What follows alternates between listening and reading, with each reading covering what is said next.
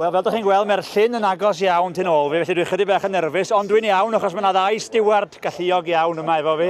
Geraint Davies a Gillian Jones. Nawn ni gychwyn efo Geraint achos mae'n diwrnod cyntaf chi erioed fel stiward man y sioe.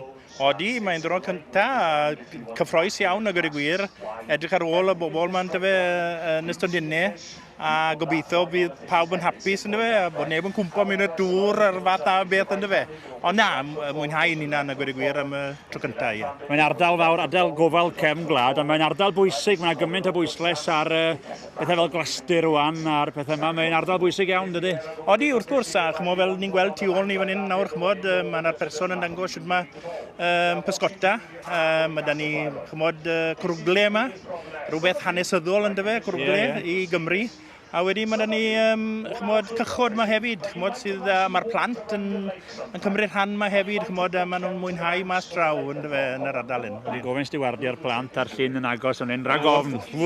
Ie, mae'n gallu bod yn broblem. Ond pidach a boeni achos mae'n profiadol iawn. Mae Gillian Jones o'n un i gadw'r trefn yn fopeth, Gillian. Diolch am alw fi'n profiadol. Sut mae'n mynd efo'r dyn newydd, dion iawn? Wel, diwrnod yw hyd yn hyn, ond ardderchog ar hyn o bryd. Da chi'n gynnar i ddeud yn byd eto, ynddi? 100%. Fi'n gyn y thrawes, felly fi'n rhoi 100% iddo fe ar y diwrnod cyntaf. Ie, ynddi.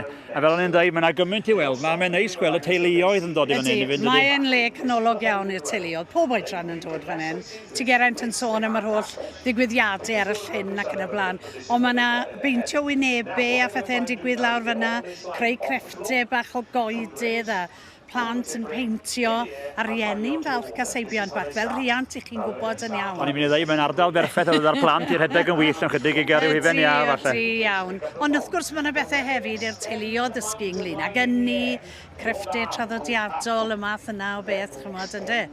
A hefyd mae'r holl amrywiaeth a chi sy'n hlwm wrth gefn gwlad yn gyffredinol, tyfu coed, gerddi, math na o beth, a datblygu gerddi mewn llefydd bach.